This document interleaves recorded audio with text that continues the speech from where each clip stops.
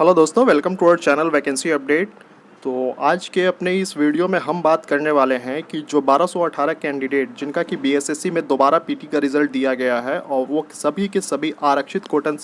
कोटा से फिर से दोबारा इनका रिज़ल्ट हुआ है। तो क्या इनका रिज़ल्ट होने के बाद आरक्षण कोटा में जो पहले से सेलेक्टेड कैंडिडेट हैं 53,000 में जो भी आरक्षण कोटा में सेलेक्टेड कैंडिडेट हैं, तो ऑब्वियस सी बात है कि ये जब मेंस क्लियर करेंगे तो आरक्षण कोटा में जितने पहले से कैंडिडेट हैं उनसे और ज़्यादा कैटेगरी में बढ़ जाएंगे। और जिसके कारण सभी को ये डर लग रहा है कि जनरल से ज़्यादा तो है एमबीसी ओबीसी या फिर एससी एसटी का जो है वो कट ऑफ जाने का अंदाज़ा लगा रहे हैं। तो आज के अपने इस वीडियो में यही डिस्कस करेंगे कि क्या ऐसा हो सकता है क्या। तो देखिए, ये अंदाज़ा इसलिए लगाया जा रहा है क्योंकि आप यहाँ पे जो डिस्प्ले पे देख रहे हैं ये सुप्रीम कोर्ट का एक आदेश आया था जो कि आप देख रहे हैं 23/4/2017 यानी कि 23 अप्रैल 2017 का एक जजमेंट आया था, जिसके तहत कुछ नियम बनाए गए थे। नियम क्या था कि जैसे आप दो तरीके का एग्ज़ाम होता है अगर किसी भी एग्जामिनेशन में, जैसे प्रिलिमिनरी हो गया और मेंस हो गए। तो प्रिलिमिनरी एग्जामिनेशन में अगर कोई आरक्षित कैंडिडेट अगर वो ओबीसी से है और ओबीसी कोटे का लाभ लेके अगर उसको एज रिलैक्सेशन मिला या फिर उसका जो कट ऑफ है वो कम रहा जिसके कारण उसका सिलेक्शन हुआ, और बाद में अगर वो मेंस का एग्ज़ामिनेशन देता है और उसका जो है कट ऑफ जो है वो जनरल तक पहुंच जाता है। तो पहले ऐसा होता था कि प्रिलिमिनरी में वो कैटेगरी से पास आउट हुआ और मेंस में उसका कट ऑफ जो है वो जनरल के पार चला गया तो उसको एज अ जनरल ट्रीट किया जाता था, जिसके कारण कैटेगरी में क्या होता था कि कैंडिडेट जो है कैटेगरी वाले चले जाते थे जनरल में और कैटेगरी में सीट जो है कुछ कम हो जाया करता था। लेकिन 2017 की इस जजमेंट के बाद कुछ नियम में संशोधन किया गया। संशोधन ये किया गया कि अगर आपने प्रिलिमिनरी एग्जामिनेशन में कैटेगरी का कट ऑफ का फ़ायदा लिया है और अगर आप मेंस एग्जामिनेशन में कैटेगरी के कट ऑफ से ज़्यादा स्कोर करते हैं, यानी अगर आप जनरल या फिर अनरिजर्व कोटे का स्कोर करते हैं, तो ऐसा नहीं है कि आपको जनरल के तहत वो सीट मिलेगी। जनरल का जो सीट था वो उतना ही रहेगा क्योंकि आपने प्रिलिमिनरी में ऑलरेडी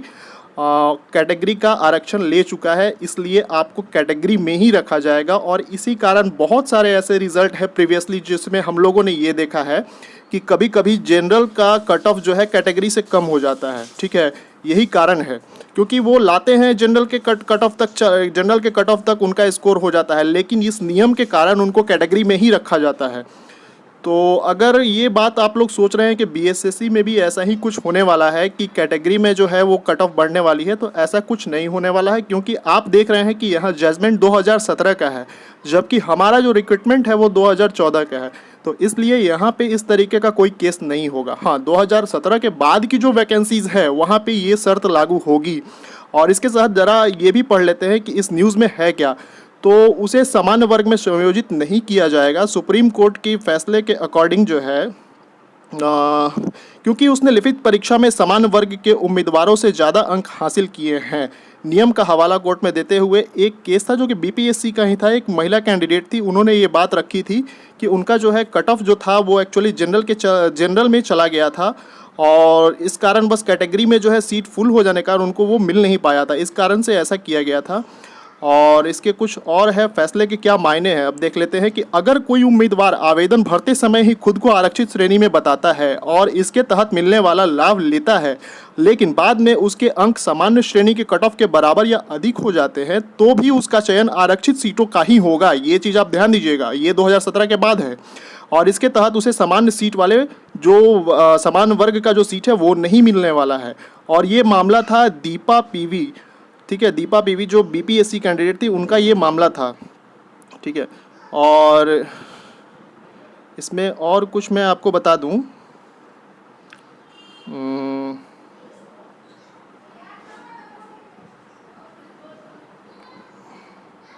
हाँ, यहाँ पे आप ध्यान दीजिएगा कि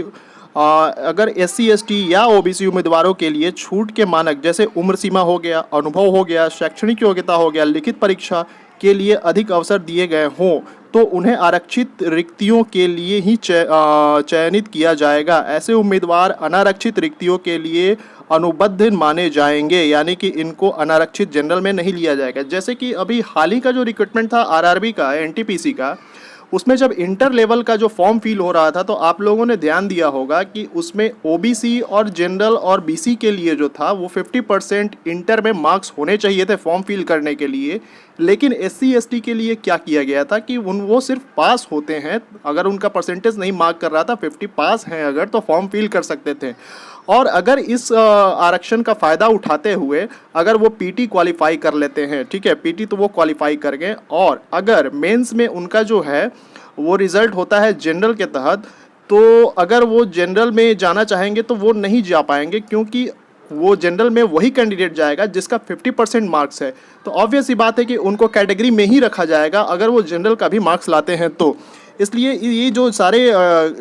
कंडीशन है वो सबके लिए लागू है, चाहे उम्र सीमा हो, चाहे अनुभव हो, चाहे शैक्षणिक योग्यता हो, या फिर लिखित परीक्षा में जो स्कोर है उसके रिगार्डिंग जो कैटेगरी में रहेंगे उसी कैटेगरी में उनको रहना पड़ेगा। हाँ, अगर ये बात ऐसा होता है कि अगर उनका प्रिलिमिनरी एग्जामिनेशन में जो कट ऑफ मार्क्स आता है उनका, वो अगर जनरल के साथ रहता है, यानी कि अगर जनरल का कट ऑफ आ रहा है 140 और उनका भी 140 है, तो वो जनरल की तरह ट्रीट करेंगे। लेकिन अगर मेंस में उनका बाय द वे अगर कट ऑफ कम रह जाता है, अपने कैटेगरी में रह जाता है, तो वो अपने कैटेगरी में आ सकते हैं। अगर पहले आरक्षण ले लिया है बाद में जनरल के कट ऑफ पे जाएंगे तो वो अलाउ नहीं होगा। तो आज के अपने इस वीडियो में इतना ही रखते हैं। फर्दर किसी तरीके का नया कुछ अपडेट्स मुझे मिलता है तो मैं अपने चैनल पे अपलोड कर दिया करूँगा, और इसके लिए आप चैनल को सब्सक्राइब करिए, साथ ही साथ वीडियो को लाइक ज़रूर से